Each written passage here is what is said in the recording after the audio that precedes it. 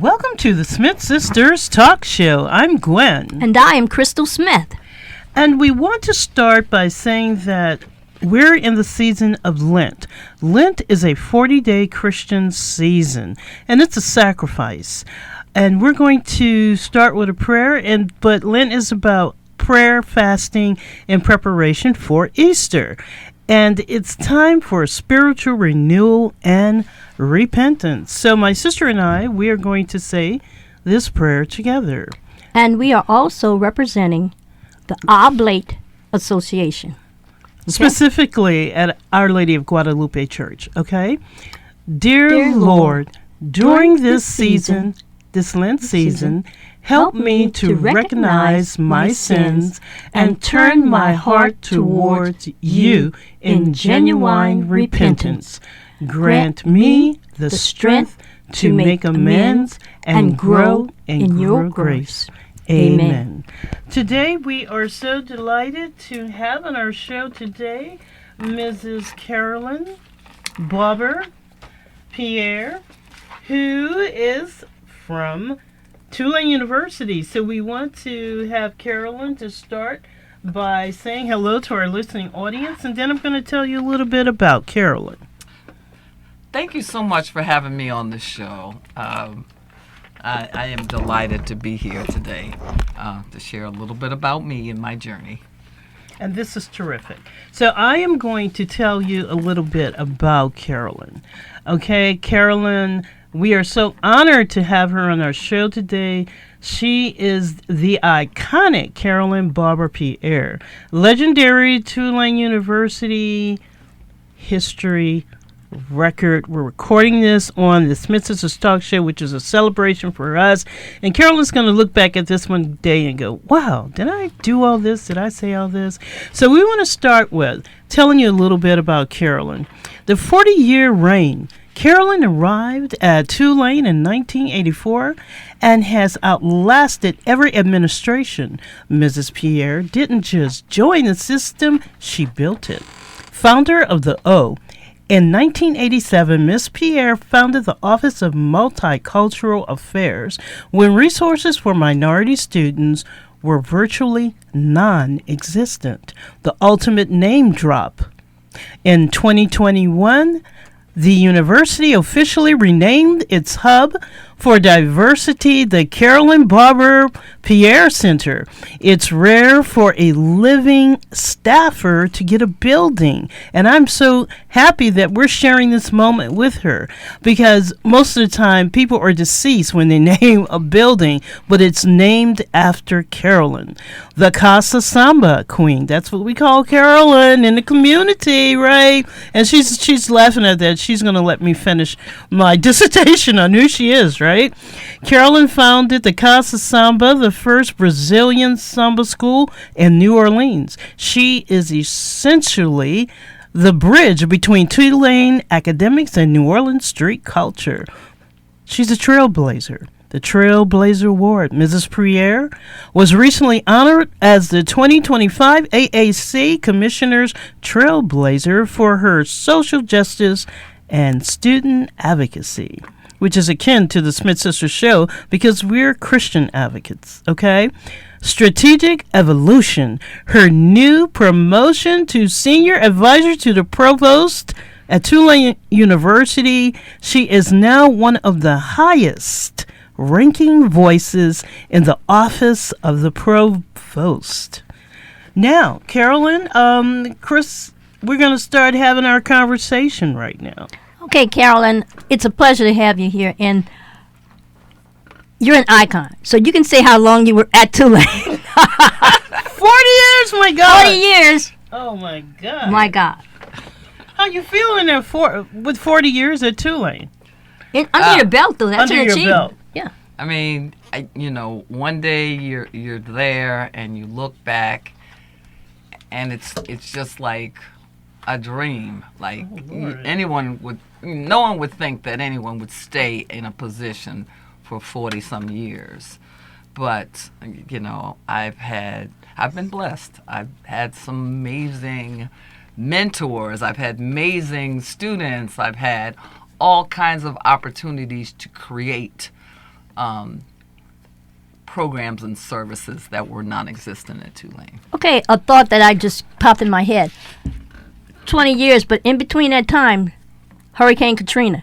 What do you think was some of the changes that were different when the students came back after Hurricane Katrina? That's a good question. Yeah, I think for us at the institution, many of us talked about, well, how do we bring this institution back? You can't bring the institution back without the community. It is correct. You cannot,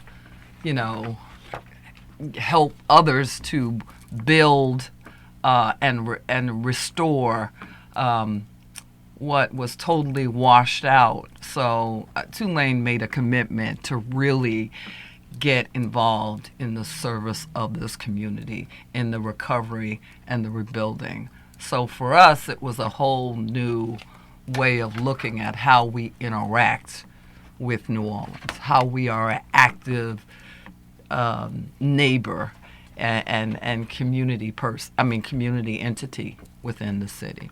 When did you become the director of the special services? That's the beginning. What year was that? That was in 1984. Before some of your students were born. Yes, definitely. Right, I Chris. came to Tulane as the director of special services, a new position that they had created to really address those communities that were beginning to grow, but there were no real services. So I had minority students, students with disabilities, and commuter students. That's great.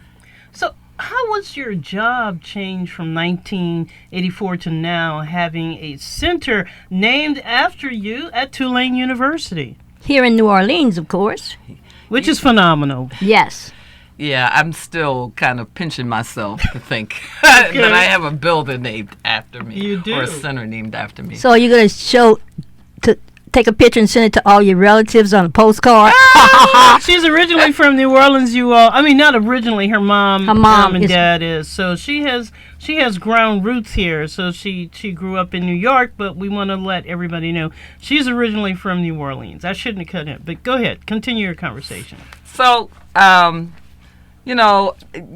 when I look at where I started with nothing but a folder that identified, a little bit about our underrepresented populations and information of who I needed to reach out to begin to build, to begin to collaborate with.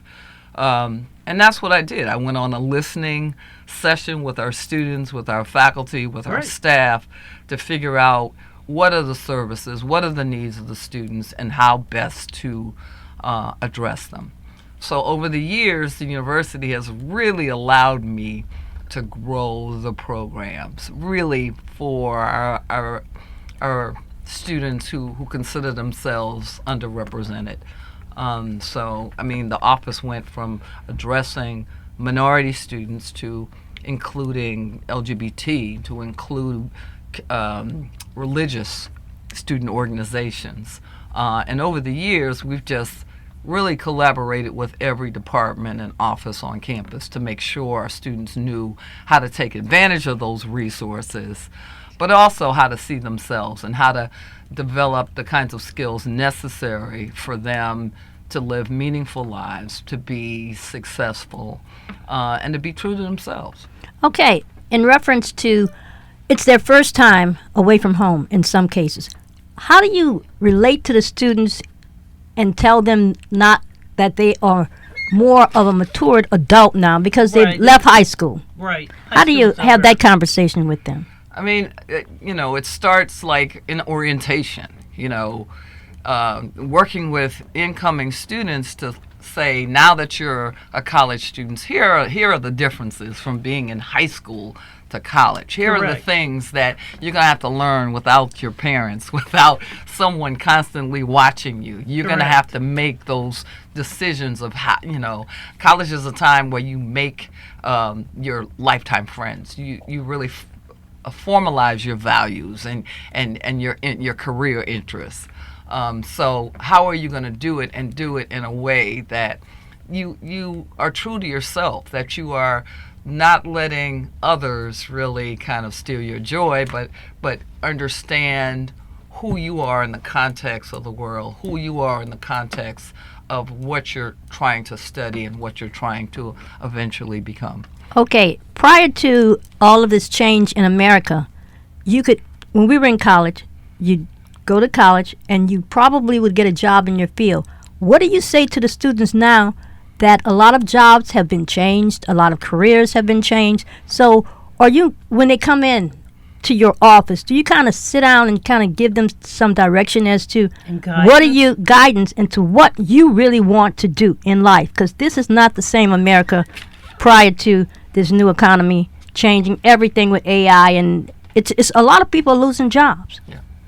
Well, I mean, that's the huge challenge that young people are facing now, is that, you know, the careers that we thought were so easily accessible are now very different and Yes. difficult to get into. Yes. So how do you make yourself multifaceted? I mean, how do you look at careers, and then are there other things, you know, that you could be doing as well as, you know, being a doctor, being a lawyer, or being an engineer, or whatever? You know, how about being an entrepreneur? What are some of your other passions that will allow you to also expand your opportunities? Yeah, we just want to reinforce the topic of our show. We are honoring the iconic Carolyn Barber Pierre, legendary Tulane University track record in history. Carolyn now has a building in her name at Tulane that is powerful, at Tulane University, okay? So I just wanted people to tune in, and if you went to Tulane, or if you just respect New Orleans, she has the Casa Samba organization, which is a street culture, and we're going to talk about that. But let's get back to our conversation. What do you want students to feel the moment they walk into your new center? What do you want them to, what kind of feeling, expression that you want them to get out of it? I want them to be able to come into the center and feel like this is a little bit of home away from home. By the programs, by the services, by the food we offered, by, you know, the reinforcement of their cultural identity and their sense of place.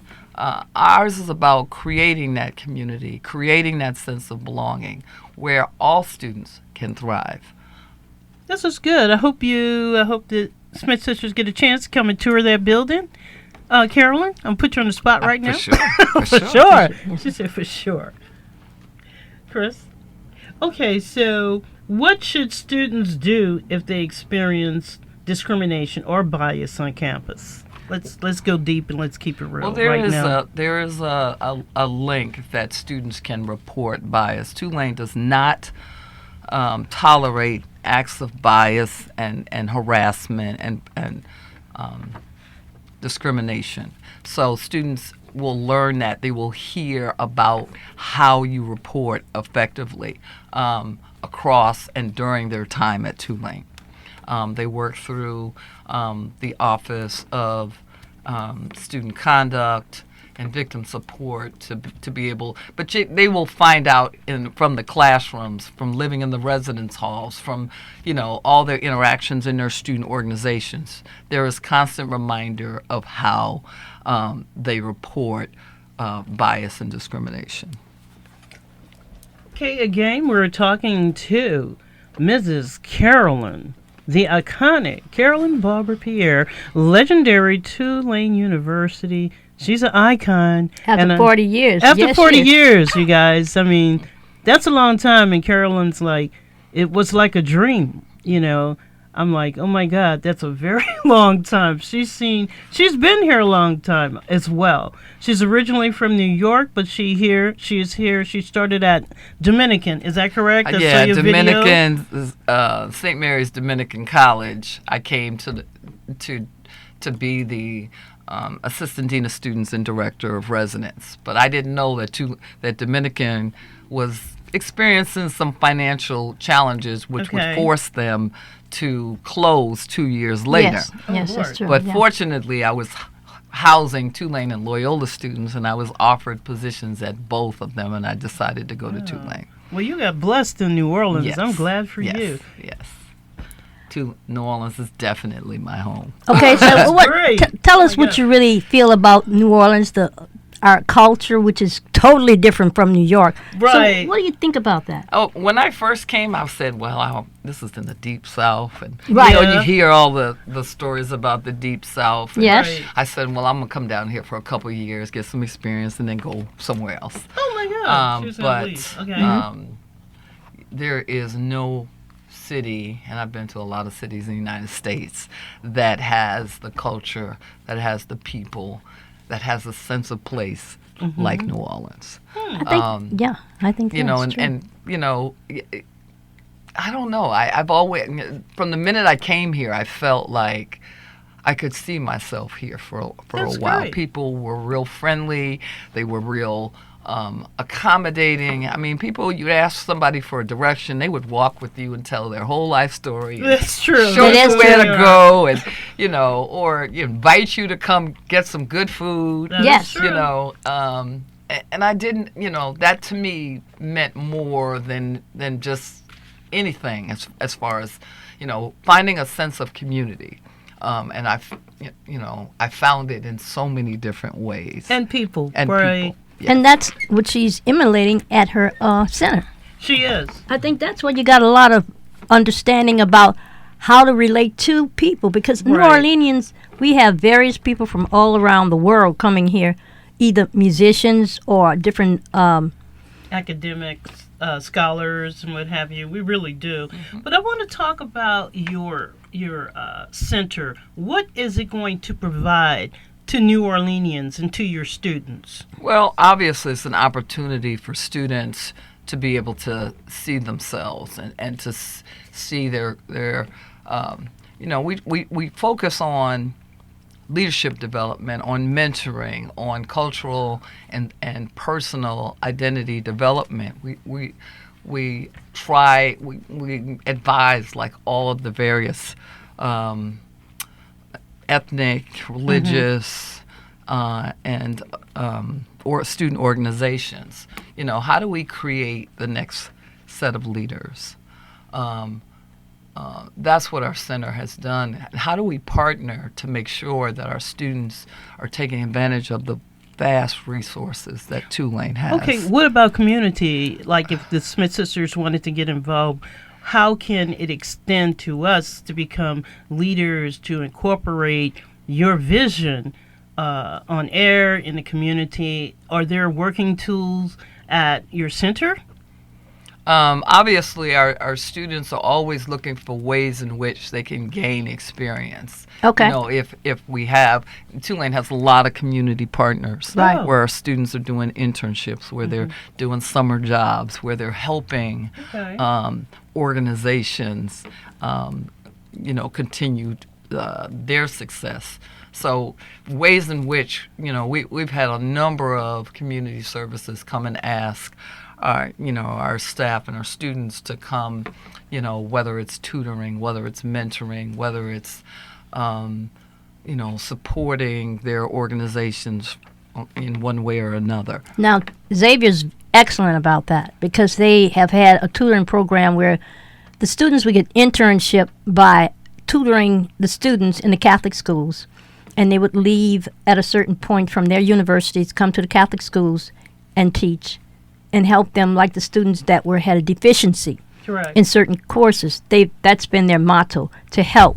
And we have always, at the Catholics, have always tried to get and reach out to the community, because we were not as equipped as other schools who had more, let's say they had better books, they had better information, they had teachers that were more dedicated.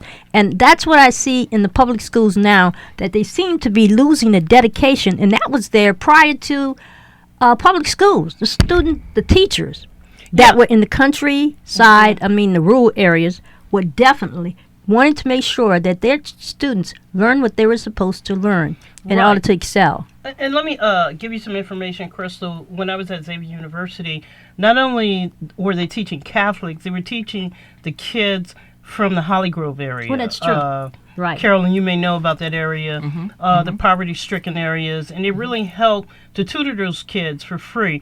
And their grades improved, and that was a wonderful thing, and I'm glad that we had the opportunity to do that. But again, I just want people to tune in. We're just having a candid conversation with the iconic Carolyn Barber Pierre, legendary Tulane historian, who has now a building, you guys, and we're going to go over there and check that building out and see what it looks like and take a tour. So back to our conversation, Chris. Okay, what is your secret to staying passionate about student advocacy for 40 years? We're not telling your age, no, but we're not going to do we're that. not going to tell your age, but look, that's a very... She doesn't look her age, she you guys. doesn't. I asked her. I met her years ago when she had her first secretary, Miss Henry, and Miss Henry called me up because I'm a NOCA grad, right? And she said, "Oh, Gwen, we're having this gospel event at Tulane, and I want you to sing." I said, "Okay, I'm going to do it." And I called in Irvin Mayfield,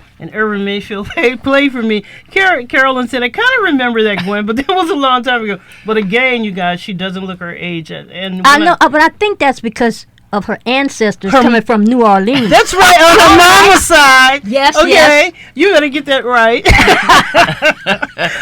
Go ahead, Carolyn. Go ahead, Chris. For me, what keeps me at Tulane is our students. Our students challenge us. Our students inspire us. Our students inspire us to think beyond what we've grown up to believe. They come with new ideas of thinking and doing things. And that keeps me young, obviously. They keep me on my toes. They have always inspired me to think outside my own sense of understanding things, my own worldview. Again, I'm from a whole different generation, so every generation brings a different lens on how they look at the world. Correct. And for us, I'm a baby boomer. I'm just gonna say it. Thank God you're here and you're in good health. So yes, she's gonna share the secret why she looks the way she looks. Go ahead. So for me, it's about how we stay abreast. And how we are able to reach young people, how we are able to inspire them. I always say that you have to look back in order to know what your future is going to be. So the blending generationally around how we move forward is real important, and it's been some of my ways in which I keep inspired. What is the best thank you message you have ever received from a student, Carolyn? I've had students come back and tell me, "Thank you for allowing me to be seen and heard. Thank you for giving me space to, really explore my ideas about a number of things." I have alumni who will come back and say, "Are you still there? Because I'm sending my child there. I want to make sure that that's there's opportunities to continue to mentor them." And I just want to do this. The Tulane students call Carolyn Mom. Carolyn, you're gonna have a big inheritance because you have too many children. Children, yes, you do. You have too many children. What is one thing you would want the center to achieve in the next 5 years? Obviously, we're trying to make sure that in light of all the things that are happening nationally and politically, that our survival as an office continues. That as long as Tulane are bringing students in from a variety of different backgrounds and fields, that we are providing the services that will allow them to thrive just like any other student. Okay, so Carolyn, what is your next big dream? If you could share with our listeners on God. Your list. Yeah, oh my God. Well, I'm about to start writing a book about my legacy at Tulane. A couple of years ago, I started a program with a good friend of mine who runs the Center for Global Studies. And we started taking students abroad. Oh, great. Students who've Great. never been out of the country, who've never been to a diasporic country, to really look outside of their scope, look at a different worldview, understand our history, our culture.